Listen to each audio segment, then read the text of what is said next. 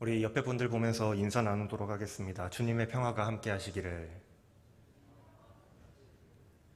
방송실 이거 마이크 조금만 줄여주실래요? 좀 울리네요. 네. 오늘 말씀을 시작하기 전에 한 가지 좀 정정을 하려고 합니다. 올해 첫 주일 설교 때 우리가 앞으로 누가복음을 묵상하게 될 거라고 제가 말씀을 드렸던 것 같아요. 그런데 제가 실수를 좀 했더라고요. 제 책상 위에 1월달 큐티책이 올라와 있길래 이게 올해 큐티책인가 보다 하고 제가 그걸 묵상했거든요. 근데 알고 보니까 그게 2021년도 작년 1월달 큐티책이었습니다. 그래서 정정하면은 2022년도의 말씀 묵상은 요한복음부터 시작을 합니다. 요한복음 20장 30절에서 31절 말씀에는 이렇게 기록하고 있습니다. 예수께서 제자들 앞에서 이 책에 기록되지 아니한 다른 표적도 많이 행하셨으나 오직 이것을 기록함은 너희로 예수께서 하나님의 아들 그리스도이심을 믿게 하려 하며 또 너희로 믿고 그 이름을 힘입어 생명을 얻게 하려 함이니라. 이게 바로 요한복음의 기록 목적입니다.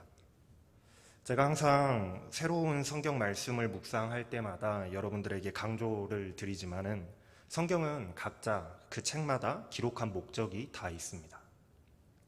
그렇기 때문에 우리가 말씀을 묵상하기 전에 성경 저자가 왜 무슨 이유로 이런 말씀을 기록하기 위해서 펜을 들었을까 하는 것을 먼저 생각해보고 그 목적을 마음속에 생각하면서 말씀을 읽어가는 것이 말씀을 조금 더 풍성하게 묵상하고 이해하는 데 매우 중요합니다. 사도 요한은 요한복음을 기록할 때에 예수께서 이것보다 더 많은, 지금 여기에 기록된 것보다 더 많은 여러 가지의 기적들을 행하시고 또 가르치셨지만 그 중에서도 몇몇 사건들만 이렇게 골라서 이렇게 복음서로 기록하게 되었다라고 말씀하고 있어요. 그럼 이렇게 취사 선택을 해서 복음서를 기록하고 있는 목적이 있겠잖아요. 이유가 있겠잖아요. 첫 번째는 요한은 그 이유를 두 가지로 설명하고 있습니다. 첫 번째는 예수님께서 하나님의 아들 그리스도이심을 이것을 읽는 사람들로 하여금 믿게 하려고 내가 기록하는 것이다 라고 이야기하고 있어요. 요한복음을 읽는 사람들이 이 복음서를 읽고 또 묵상함을 통해서 하나님이 바로 하나님의 아들이시며 예수님이 바로 하나님의 아들이시며 우리를 죄에서 구원하시는 그리스도이시구나 하는 사실을 믿게 하려는 의도가 있다라는 거예요. 두 번째 목적은 그래서 하나님의 아들 예수 그리스도를 믿으면 생명을 얻게 된다라는 겁니다. 하나님의 아들 예수 그리스도를 믿어서 생명을 얻게 하려고 기록하고 있다라고 말씀하고 있어요. 기록 목적을 이렇게 밝히고 있습니다. 오늘 본문 말씀 5장 16절에서 29절의 말씀을 이해하는 데에도 요한복음의 그 기록 목적, 두 가지의 이 기록 목적은 매우 중요합니다. 왜냐하면 오늘 본문 말씀에도 이 두 가지의 목적을 위해서 오늘 말씀이 기록되어지고 있기 때문에 그래요. 오늘 말씀의 배경이 되는 사건은 예수님께서 예루살렘에서 38년 된 병자를 고치신 사건에서부터 시작을 합니다. 예루살렘 성전의 북쪽에는 양의 문이라는 문이 있었습니다. 아마도 이 성전에서 제사를 하는데 사용되는 이 짐승들이 주로 드나드는 이런 통로였기 때문에 아마도 그 문의 이름을 양의 문이라고 이름을 붙였던 것 같아요. 실제로 이 성문의 주변에는 양을 사고 파는 양시장이 있었다라고 합니다. 성전에서 이 양의 문을 통해서 밖으로 빠져나오면 히브리 말로 베데스다라는 연못이 하나 있었습니다. 이 베데스다라는 말의 의미는 은혜의 집 또는 자비의 집이라는 의미를 가지고 있다라고 하는데 사실 그 의미가 좀 확실하지 않아요. 왜냐하면 아직도 그 이름에 대해서는 굉장히 많은 논란이 있기 때문입니다. 어쨌든 이 베데스다 연못은 일명 쌍둥이 연못이라고 불렸습니다. 왜냐하면 이 연못은 두 개의 연못이 이렇게 붙어 있었기 때문이에요. 1888년에 고고학자들의 이 발굴을 통해서 이 베데스다 연못이 발견이 됐습니다. 근데 베데스다 연못은 우리가 생각하는 것처럼, 우리가 상상했던 것처럼 이런 천연 연못이 아니라 일종의 저수지 같은 인공 연못이었던 것 같습니다.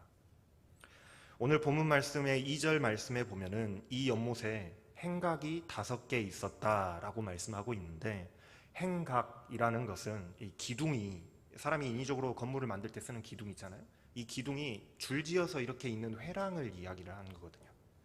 그러니까 이 베데스다 연못은 만들어진 연못이라는 것을 보여주는 거예요. 그냥 천연 연못이 아니라 만들어진 연못이었다라는 거죠.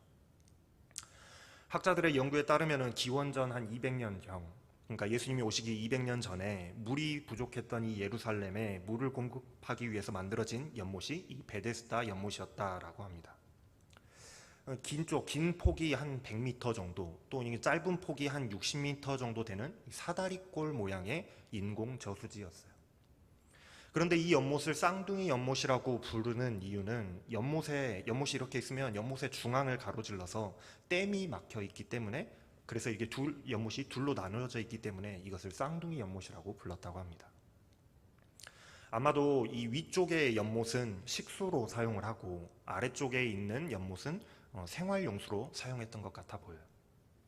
특별히 이 생활용수로 사용하는 이 아래쪽 연못은 일반적인 그런 생활용수로 사용한다라기보다는 정결 예식에 위한 용도로 사용되었던 것 같습니다. 예를 들면은 그 연못은 양의 문 주변에 있다라고 말씀을 드렸잖아요. 그렇기 때문에 제사에 쓰는 그 양을 정결하게 씻기는 일을 이곳에서 많이 했던 것 같아요. 뿐만 아니라 다양한 정결하게 씻기는 무언가를 할 때에 이 연못을 많이 사용했던 것 같습니다. 그러다 보니까 아무래도 이러한 전설이 생겨났던 것 같아요. 3절 말씀에 나오는 전설인데, 천사가 가끔 이 연못에 내려와서 물을 움직이게 하는데, 움직인 후에 먼저 들어가는 자는 어떤 병에 걸렸든지 낫게 되밀어라 하는 이런 전설이 흘러내려왔던 것 같아요. 베데스다 연못 주변에는 항상 많은 병자들이 진을 치고 있었습니다. 맹인, 다리 저는 사람, 혈기 마른 사람과 같은 불치병에 가까운 병자들이 이 베데스다 연못의 전설에 희망을 걸고 거기에서 진을 치고 있었어요. 언제 물이 움직이나, 내가 그때 움직일 때 빨리 들어가야지 하면서 그 주변에서 항상 상주하고 있었다는 거죠. 베데스다 연못은 간헐천으로 추측되고 있습니다. 간헐천이라는 건 이렇게 끓어오르는 그런 연못이라는 의미예요. 그리고 연못이 인위적으로 이렇게 둘로 나누어져 있기 때문에 이 양쪽의 물 높이가 달라서 수압에 의해서 양쪽이 위쪽의 물이 아래쪽으로 이렇게 흐를 때 물이 가끔 이렇게 움직이면서 부글부글 끓어오르는 일들이 있었던 것 같아요. 그런데다가 이 정결 예식에 사용되어지는 이 연못에서 몸을 씻고 가끔 치료되는 이 치료의 효과를 보는 사람들이 간혹 있었던 것 같습니다. 이러한 상황들이 여러 개가 겹쳐서 이 연못에는 이런 전설이 전해지게 되었던 것 같아요. 가끔 천사가 내려와서 연못에 물을 끓어오르게 하는데, 그때에 가장 먼저 들어가는 사람이 어떤 병에 걸렸든지 낫게 된다라는 전설이에요. 이러한 전설 때문에 이 베데스다 연못 주변에는 항상 많은 병자들이 모여 있었던 것입니다. 오늘 등장인물 중에 한 사람인 이 38년 된 병자도 그런 희망을 가지고, 자신의 병이 낫게 될까 하는 그 희망을 가지고 있었던 병자 중에 한 명이었습니다.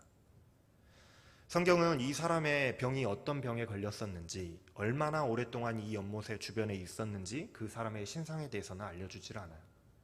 그런 것이 중요한 것이 아니기 때문이죠. 중요한 것은 이 사람이 38년 동안이나 어떠한 그 질병을 앓고 있었다라는 게 중요합니다. 아마도 남들보다 재빠르게 그렇게 움직이지 못하는 것을 보았을 때에 거동이 불편한 그런 병이었던 것 같아 보여요. 이 사람에게는 희망이 없었습니다. 무려 38년이나 되었다라는 것은 이 병이 불치병이었다라는 것을 이야기하는 거예요. 불치병에 가까운 병이었습니다. 어떠한 방법으로도 고칠 수 없는 그런 병이었다라는 것을 의미해요. 그렇기 때문에 이 병자는 마지막 희망으로 정말 지푸라기 잡듯이 이 베데스다의 기적을 바라면서 이곳에 계속해서 있었던 것이겠죠. 그런데 그것마저도 쉽지가 않습니다. 자신의 불편한 몸으로 인해서 다른 사람들보다 더 빨리 연못에 들어간다는 것은 사실상 불가능했어요. 그리고 누구 하나 자신을 도와주는 사람이 없었기 때문에 다들 서로 먼저 들어가려고 경쟁하는데 자기가 불편한 몸을 이끌고 그 경쟁에 이길 방도가 없는 거예요. 항상 경쟁에서 밀렸습니다. 오랜 시간 불치병에 시달리면서 고통스러운 그 인생을 살아가고 있었고, 또 베데스다에서마저 많은 시간을 소비하고 있었지만은 아무런 희망도 발견할 수 없었던 이 38년 된 병자의 인생은 그야말로 어둠이었다라는 거예요. 살아있으나 죽음의 상태에 놓여 있는 그런 인생을 살아가고 있는 사람이었다라는 겁니다. 그런데 이 사람에게 예수님이 찾아오셨어요. 예수님이 이 사람을 보셨습니다. 예수님은 단번에 이 사람의 질병이 굉장히 오래된 것, 고칠 수 없는 질병이라는 것을 아셨어요. 아무도 고칠 수 없는 그런 질병이기 때문에 보통의 사람이라면 관심을 주지 않아야 했지만, 그럼에도 불구하고 예수님은 이 사람에게 물어보십니다. 네가 낫고자 하느냐? 이 사람은 너무나도 오랫동안 아무런 소망도 없이, 아무런 희망도 없이 살았기 때문에 대답에서도 아무런 희망이 느껴지지 않아요. 예수님이 물어보시는데 그 대답에서도 아무런 희망이 느껴지지 않습니다. 그저 자신의 신세를 한탄할 뿐이에요. 제가 물에 들어가려고 하면 다른 사람이 먼저 들어가고 아무도 나를 도와주지 않는데 뭐가 달라지는 게 있겠습니까? 그냥 항상 이 상태 그대로입니다. 그럼 그에게 예수님께서는 이렇게 말씀하십니다. 일어나라. 일어나 네 자리를 들고 걸어가라. 38년이라는 기나긴 시간 동안에 낫기 위해서 별의별 짓을 다 해봐도 도저히 방법이 없었던 질병이었습니다. 그런데 예수님은 너무나도 간단히 어떠한 치료 행위도 없이 그저 말씀만으로 그 사람을 치료하셨어요. 일어나 걸어가라. 이 한마디였습니다. 일어나라. 이 일어나라 하는 이 동사는 주로 부활에 사용되는 단어예요. 예수님이 이렇게 말씀하시죠. 나사로야 일어나라. 소녀여 일어나라. 이렇게 말씀하시잖아요. 죽음에서 생명으로 일으켜 세우실 때 부활에 사용되는 이 명령의 단어가 이 일어나라라는 동사입니다. 지금껏 희망과 소망이 없이 또 죽음과 같은 그런 인생을 살아가던 사람에게 다시 소망을 주고 치유와 또 회복을 주시는 생명의 부활을 주시고 걸어 나아가라고 예수님께서 죽어있던 그 사람의 인생에 생명을 불어넣어주고 계시는 거예요. 이 짧은 순간에 아무 소망이 없이 죽음 가운데서 살아가던 이 38년 된 병자는 예수님을 만나고 생명을 경험하게 됩니다. 그 즉시로 그 사람은 치유되었어요.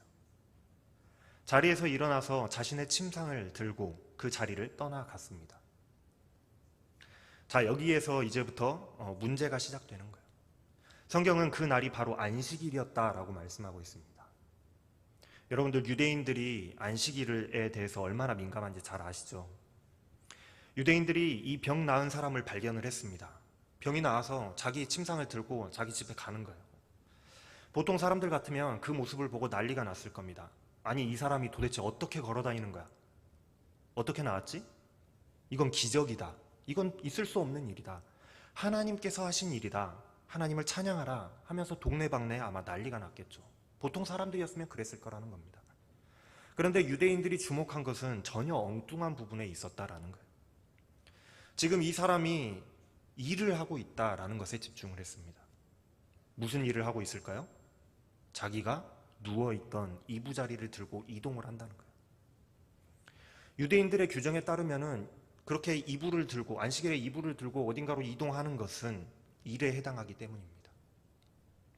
사람들이 그것에 대해서 추궁하자 이 사람은 나는 그저 시키는 대로 했을 뿐이다 라고 대답해요.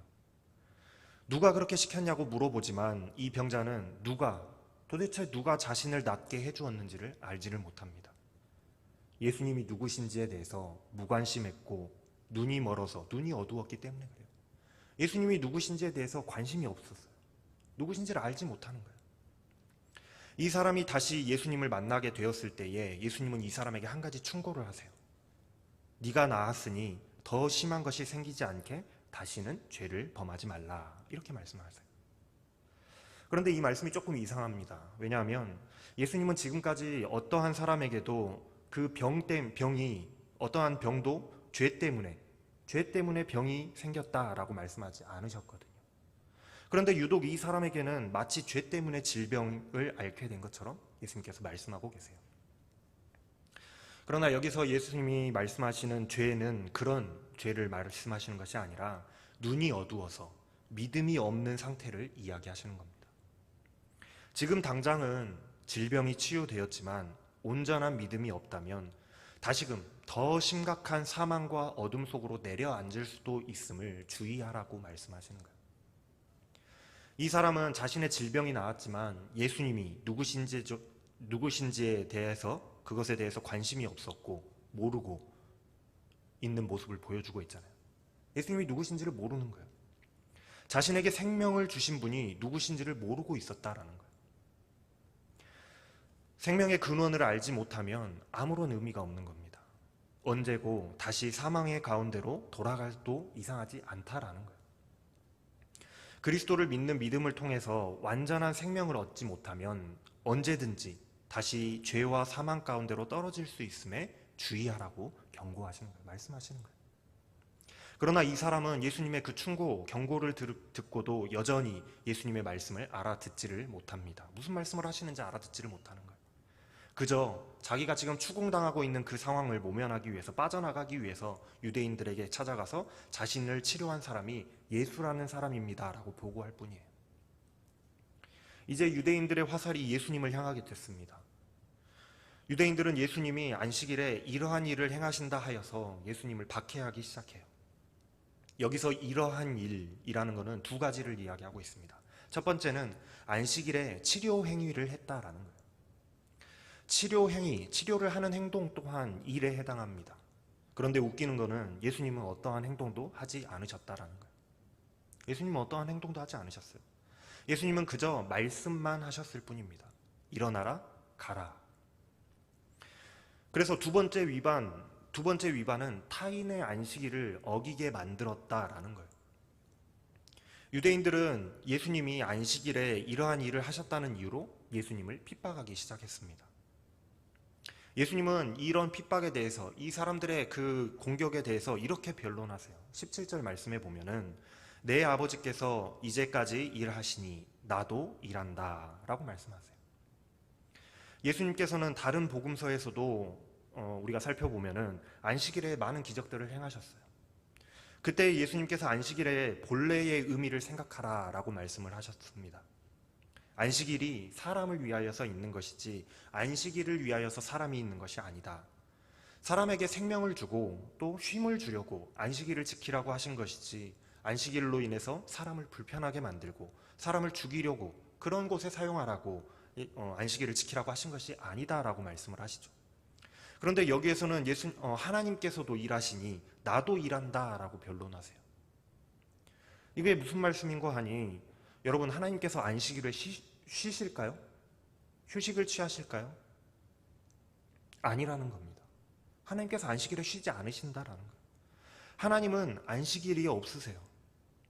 하나님은 안식일에도 여전히 섭리하면서 활동하신다라는 거예요. 만약 하나님이 안식일에 쉬신다면 세상 만물이 생존할 수 없을 것이기 때문입니다. 모든 만물이 움직임을 멈춰버릴 것이기 때문에 그래요. 그래서 아이러니하게도 유대교 신학자들, 안식일을 지켜야 된다라고 이야기하는 그 유대교 신학자들은 하나님께서는 안식일에도 일하신다라고 생각했습니다. 왜냐하면 사람은 안식일에도 태어나고 죽기 때문에 그래요. 하나님만이 생명을 주실 수 있는 분이고 하나님만이 죽음과 심판을 관장하는 분이신데 안식일에도 사람은 태어나기도 하고 죽거든요. 그것이 바로 하나님이 안식일에도 일을 하고 계신다라고 증거라고 생각을 했어요. 그러니까 그러니까 예수님의 말씀은 그런 유대교 신학자들의 생각과 똑같은 말씀을 하고 계시는 거예요. 아버지도 안식일에 일하고 계시니 나도 내 일을 한다라고요. 그런데 여기서 또 한 가지 문제가 생겼습니다. 18절 말씀에 나오는 말씀인데 유대인들이 이로 말미암아 더욱 예수를 죽이고자 하니 이는 안식일을 범할 뿐만이 아니라 하나님을 자기의 친아버지라 하여 자기를 하나님과 동등으로 삼으심이더라. 그냥 안식일 법을 어겼다라고 하면 그냥 핍박하고 뭐라고 하고 질타하고 그렇게 넘어갈 텐데 그러려고 했더니 예수님의 대답은 완전히 안식일을 통째로 깨뜨려 버리는 것이었어요. 안식일을 범했다 하는 것은 단순히 어겼다라는 그런 말이 아니라 안식일을 폐지했다라는 그런 의미입니다. 예수님의 말씀은 안식일법의 근간을 흔들어 버리는 그 폐지 수준의 말씀이었다라는 거예요. 거기다가 예수님이 지금 신성모독을 했다는 것이 유대인들을 더욱더 화나게 만들었습니다. 하나님을 자신의 친아버지라고 하고 자기와 하나님과 자기를 동등한 위치에 있다라고 말씀하셨다라는 거예요. 아버지가 일하시니까 나도 일한다라고 했기 때문입니다. 우리는 여기에서 이 당시 시대 사람들이 아버지와 아들의 관계를 어떻게 생각했는지에 대해서 조금 생각을 해봐야 돼요. 아들이라는 것은 오늘날 우리가 생각하는 것처럼 누구누구의 아들, 자녀 정도의 그런 개념이 아닙니다. 이 당시의 사람들은 그런 개념이 아니었어요. 오늘날 우리는 아빠와 아들을 다른 사람, 서로 다른 개체라고 인식을 하잖아요. 그렇게 인지를 하잖아요. 그런데 옛날에는 그렇게 생각하지 않았다라는 거예요. 아들이라는 존재는 어쩌면 아빠와 동등한 지위와 권위와 또 행동까지도 똑같은 아바타라고 할까요? 아니면 모형이라고 할까요? 붕어빵 같은 그런 동등성을 가진 존재라고 생각하면 우리가 조금 그 당시의 사람들의 생각을 이해할 수 있을 것 같아요. 무슨 말이냐면 이집트의 파라오를 보고 이집트의 파라오가 자신을 태양신의 아들이라고 부릅니다. 로마의 황제 또한 자신을 신의 아들이라고 말하죠. 중국의 황제는 자신을 뭐라고 불렀습니까? 천자라고 불렀어요. 그러니까 이 황제들, 이 세 명의 황제들은 신의 아들이라고, 자신을 신의 아들이라고 이 황제들이 말하는 것은 곧 자신이 바로 신과 같다라고 말하는 거잖아요. 그래서 예수님께서도 나를 본 자는 아버지 하나님을 본 것이다 라고 말씀하시잖아요. 그 당시 사람들은 그렇게 생각을 했다라는 거예요. 당시의 사람들이 아빠와 아들의 관계를 이해할 때 그렇게 이해를 했다라는 겁니다. 그런데 예수님께서 지금 유대인들 앞에서 하나님을 아버지라고 부르고 있고 거기다가 아버지가 일하시니 나도 일한다라고 동등성을 표현하니까 유대인들의 눈이 뒤집히는 거예요. 이건 신성모독이라는 겁니다. 레위기 24장 16절 말씀에 따르면은 여호와의 이름을 모독하면 반드시 죽이라 하고 말씀하고 있습니다. 유대 사회에서 신성모독은 사형이었어요. 사형입니다. 그래서 이전까지는 박해했지만 그저 박해했을 뿐이었지만 예수님의 이 말씀을 듣고서는 예수님을 죽이고자 했던 거예요. 하지만 유대인들은 눈뜬 장님이었습니다. 지금 자신들의 눈앞에서 펼쳐진 이 기적은 보통 기적이 아니었어요. 그 당시의 사람들의 통념상 이러한 이런 중차대한 질병은 아주 커다란 죄를 짓지 않고서는 얻지 못하는 그런 병이었거든요. 그러니까 이 사람은 이만한 병이 걸린 사람이라면 분명히 하나님께 엄청난 죄를 지은 사람이다라고 생각하는 거죠. 물론 예수님은 그렇게 생각하지 않으셨지만 당시의 사람들은 그렇게 생각을 했다라는 거예요. 그렇다면 그렇게 심각한 질병이 치료되었다라는 것은 죄가 용서되었다, 죄의 용서를 받았다라는 의미 아니겠어요? 구원을 받았다는 의미가 되는 겁니다. 치유되었다라는 것. 그렇다면 그 질병을 치료하고 구원할 수 있는 분은 누구시겠어요? 누가 그 질병을 치유할 수 있겠습니까? 하나님밖에는 죄를 용서하고 구원할 수 있는 분이 없잖아요. 당시 유대인들에게 있어서 유대인들에게 격언이 하나 있는데 이런 격언이 있었습니다. 하나님께서는 아무에게도 주지 않으시는, 아무의 손에도 맡기지 않는 열쇠가 하나님께는 3개가 있다라는 격언이 있었어요. 첫 번째는 비의 열쇠입니다. 이스라엘 지방이 비가 굉장히 중요하잖아요. 그래서 비의 열쇠는 하나님께서만 가지고 계신다. 두 번째는 여인의 태의 열쇠, 임신을 할 수 있는 그거는 하나님께 달려있다라고 생각을 했어요. 세 번째는 죽은 자의 부활에 관한 열쇠라는 겁니다.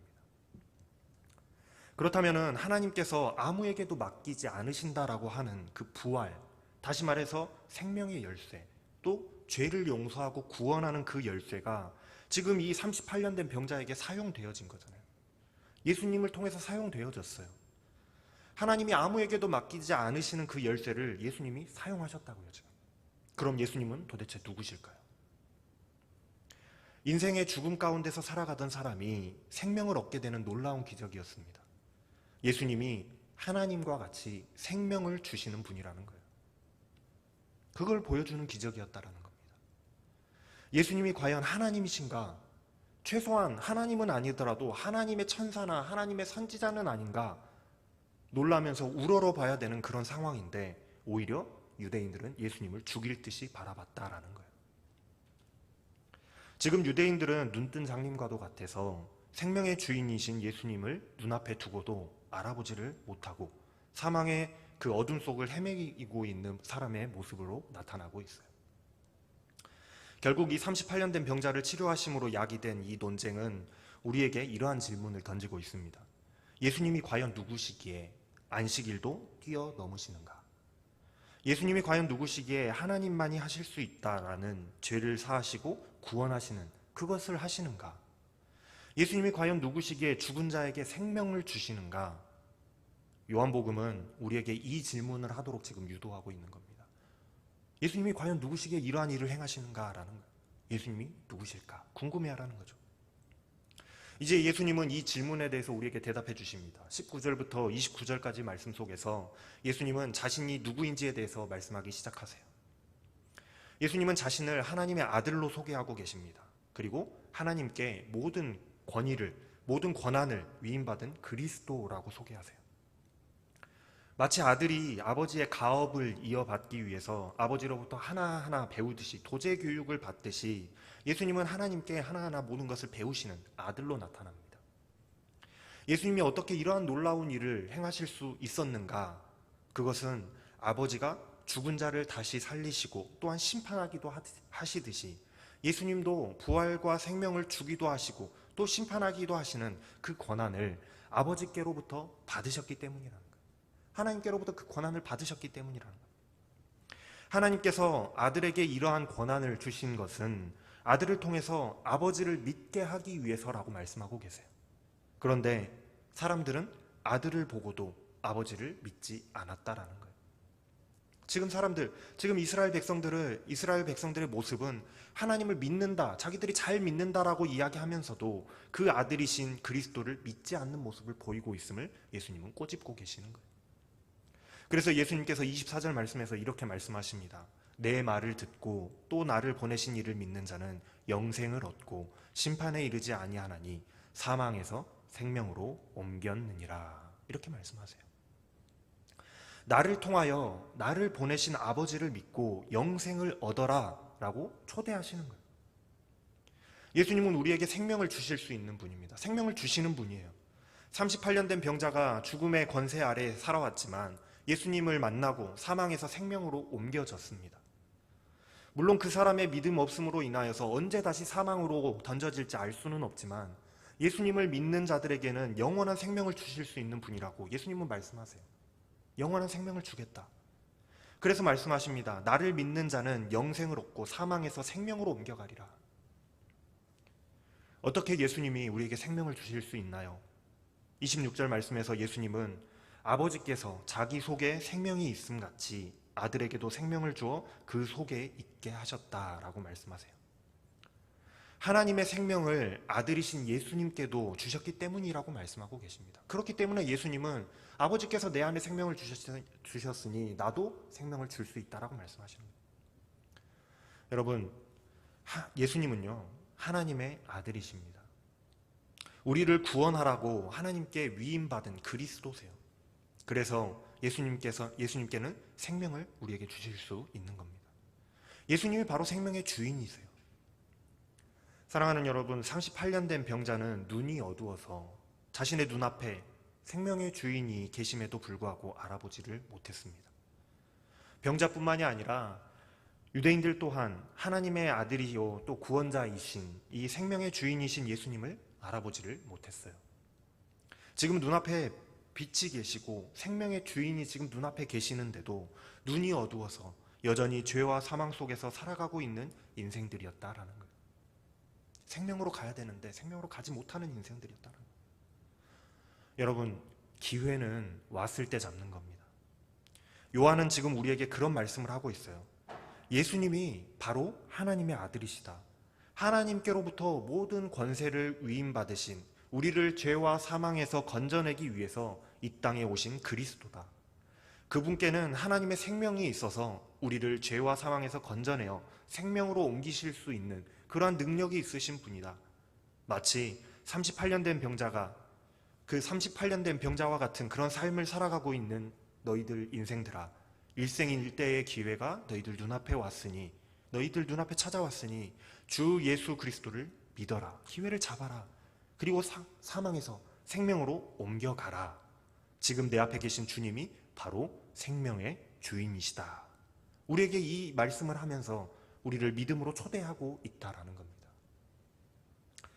여러분, 오늘 우리 주님은 여러분들을 초대하고 계십니다. 여러분들 한 사람 한 사람을 초대하고 계세요.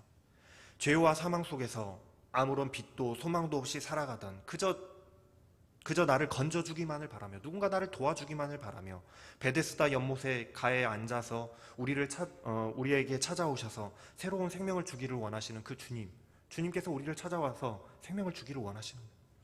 네가 구원받고자 하느냐? 여러분, 우리가 다 같이 이 놀라운 기회를 잡으실 수 있기를 바랍니다.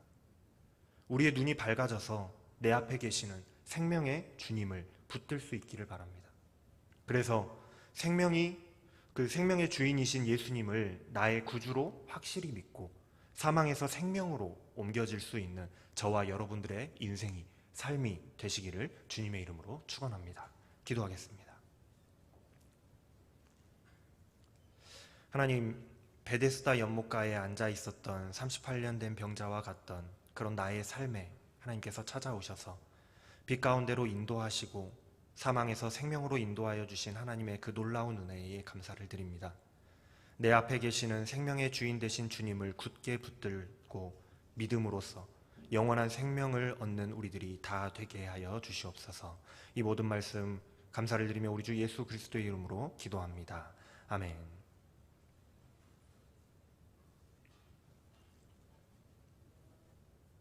일어나셔서 결단을 찬양하시겠습니다.